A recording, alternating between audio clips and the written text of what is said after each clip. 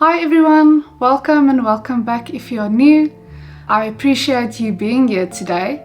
So today I am doing a book review about 3 thriller books that I have read recently. If you have watched my previous book review, you would know that I said I want to get into the thriller genre of books. I started off with some Stephen King and like the OG thriller writers, but I found 3 thriller books that I truly enjoyed. But before I want to discuss these 3 books, I just want to basically give a shout out to a new social media app that is called Fable.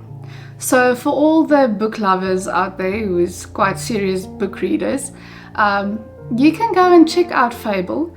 Fable is almost like I would say it is something between Instagram and Goodreads, because you have the ability to give book reviews but also just do overall social posts on the books you have read recently.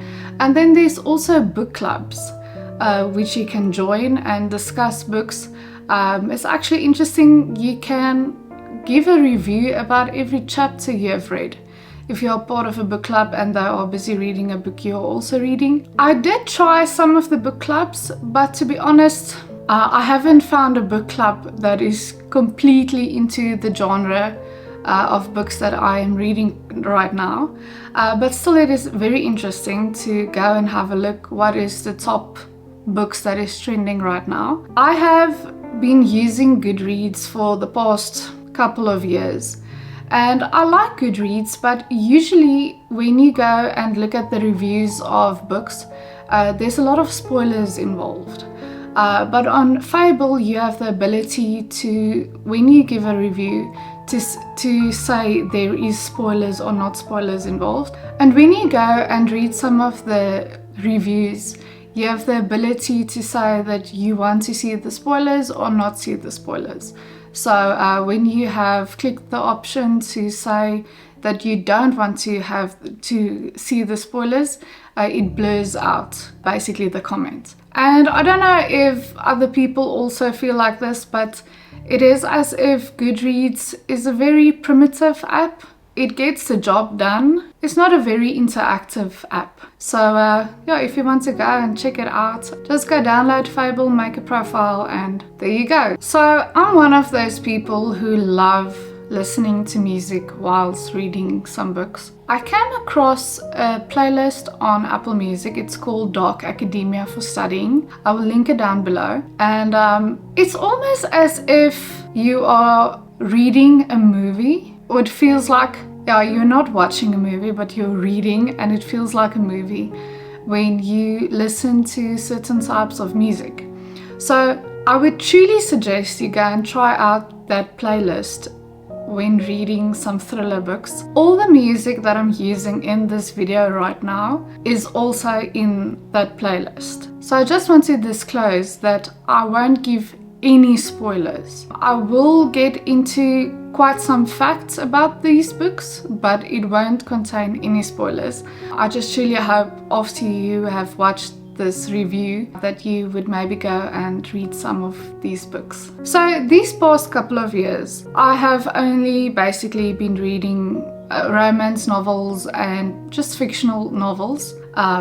In a broad sense, and then obviously my non-fiction books. But I've never really read any thriller books. And if you go into a new genre, it is quite, what is the word? There's so many options. So it's quite difficult to figure out where you want to start. And I'm just so glad I started with the book. It's called Never Lie by Frieda McFadden. So this book got me hooked on the thriller genre. Okay, so this story revolves around a newlywed couple called Trisha and Ethan. Okay, so Trisha and Ethan is in the market to buy a new house. So they see there is a new listing for a mansion that is listed at a very good price. So one day they make an appointment with the estate agent and they go and have a look at this house. But to give you a bit of background, it is snowing a lot. And when they get there, their car gets stuck in the snow and a snow blizzard forms. So this house is basically on the outskirts of town. So they get to the house and they wait for the estate agent, and she never comes. She never came. So as they stand outside this massive mansion, they start to look for a key. And luckily, eventually, they get a key behind a flower pot or something for the front door. So they get into the house and they have a look inside, as one does, right? And as they walk through the house, they realize that nobody has been living in that house for definitely a couple of years now.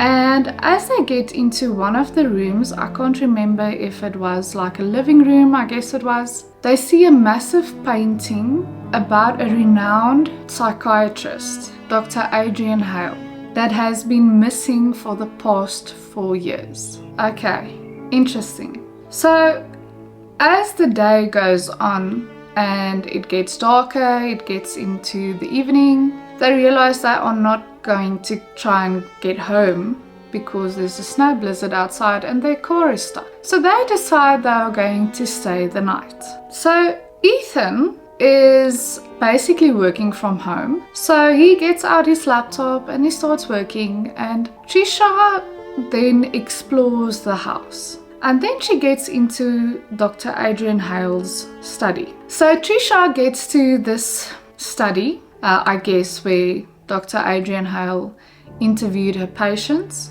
And then Trisha sees a secret door that leads into a secret room. And in this room, just so by the way, she does not tell Ethan about the secret room, she gets tapes about every interview Dr. Adrian Hale has ever done with every patient she had. Trisha plays these tapes late into the night. Each piece of the puzzle of Dr. Adrian Hale's disappearance and web of lies unravel. Do you think that Trisha or Ethan were maybe one of her past patients? This book obviously had a massive plot twist at the end, one that I don't think anybody would have seen coming. But I loved this book. It is definitely a 5 out of 5 stars for me. Okay, so my next book is Sharp Objects by Gillian Flynn. Wow, okay. Just a disclaimer, this book should come with some warnings, okay? There is alcohol abuse and self-harming, etc., etc. You know where I'm going. But anyhow, all of that set aside, this was actually a brilliant book. There was some gruesome things in this book, which I don't really think it was really necessary for the writer to put it in. I don't actually know if it truly helped the plot, but Gillian Flynn was obviously really trying to shock the reader, which I think she did. Okay. This story revolves around a reporter, Camille Preaker. She works for a small newspaper company, but then there is a murder and a disappearance of 2 young girls in her hometown, which is quite far away. So this newspaper company asks her to go to her hometown, do an investigation about what happened to these girls and basically what is going on. But because this company, this newspaper company, is a bit short on cash, they are a very small company, they ask Camille if she could go and stay with her mom for the time she is reporting. But the thing is, Camille has not spoken to her hypochondriac, narcissistic mother, and even her younger sister she barely knows, in the past 10 to 15 years. But anyhow, Camille truly wants to make this story a success, and she goes live with her mom, her stepdad and her sister in her old Victorian home. Camille starts with her investigation about these 2 young girls and discovers way too many demons that hits too close to home. Dodged by her own demons, she unravels the puzzle of what happened to these girls and how she could have also been a victim 15 years ago. It almost feels as if these thriller writers truly want to shock the reader. I would not necessarily say it was a plot twist. I think the reader could see where this was going, but there were two components to this story that was quite shocking. But just please keep in mind that if you are not into gruesome details about things, maybe this is not the book for you. There was certain times in this book where I was like, sure, I don't know if I want to continue reading. But I'm very glad I did. Yeah, it's unfortunately not a happy ending. I think most thriller books doesn't have a happy ending. But I definitely give this book a 4 out of 5 star rating. The only reason it's not a 5 out of 5 star rating is because of the gruesome details, which I don't think was necessarily helpful to the plot. But I think it was excellent writing and an excellent story. Okay, so then my third and last book is definitely my favorite, and it is called The Paris Apartment by Lucy Foley. I absolutely loved this book. So obviously this book plays off with the backdrop of Paris, and I was very fortunate enough to have visited Paris before. So there was a lot of elements that I got the vibe of, and I could see the story unfold in my mind, because it truly goes into the architecture of Paris and the bakeries and just everything about Paris. So just to give you a true vibe of this book, and because I really loved this book, I just thought, if you haven't visited Paris before, I know we've seen Paris in a lot of movies and things, but I went and got some very good pictures of Paris that I would be inserting in the next clip, just to give you a true vibe of this book.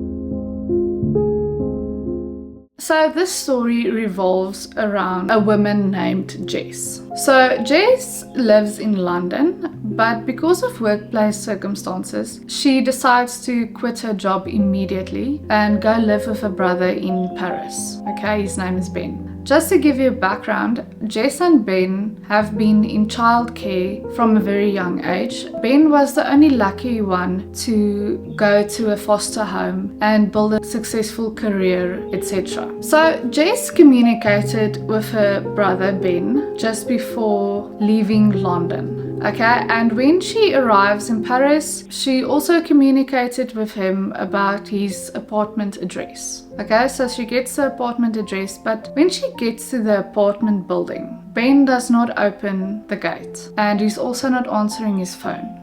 So luckily one of the tenants get there, but this man does not want Jess to get into the apartment building. But Jess sees the passcode to the gate. So Jess gets into the apartment. But getting to Ben's apartment, no one is opening the door. But Jess thinks to herself, she knows how to pick a lock. How convenient. So she gets into the apartment and Ben is not there. She also sees some blood stains in the apartment, but nothing too serious. In the following days, Jess tries to communicate with some of his neighbors, but they are not very friendly and they look very mysterious. Jess realizes there are some things that they don't want to share with her. What do they know? What do they not want to tell her? So Jess starts digging into Ben's personal things and goes down a rabbit hole of horrific events, just to find out Ben is... That's for you to find out when you go and read this book. I definitely rate this book a 5 out of 5 stars. If you want to only read one of these books that I've discussed today, please go and read The Paris Apartment by Lucy Foley. I absolutely love this book. I know Lucy Foley is also famous for her other book, The Guest List. So I will be definitely putting that on my to be read list. I can't wait to read it. That is actually the book that made her famous as far as I know. So I will definitely be reading that one. So if you go and read some of these books, please let me know in the comments. And if you have read them before, please comment down below what you have thought about them. And thank you so much for being here. I really hope you enjoyed this short 3-book thriller review. If you haven't yet, please subscribe to my channel. It helps my channel so much. I will definitely be doing more of these book reviews. I'm actually reading The Last Mrs. Parrish. It's also a very good book. I'm actually just at the beginning. I can see there's also going to be quite some shockers in that book. But I'm truly enjoying it. Yeah, so I will definitely see you next time. I hope you enjoyed this video. Have a lovely day. Bye!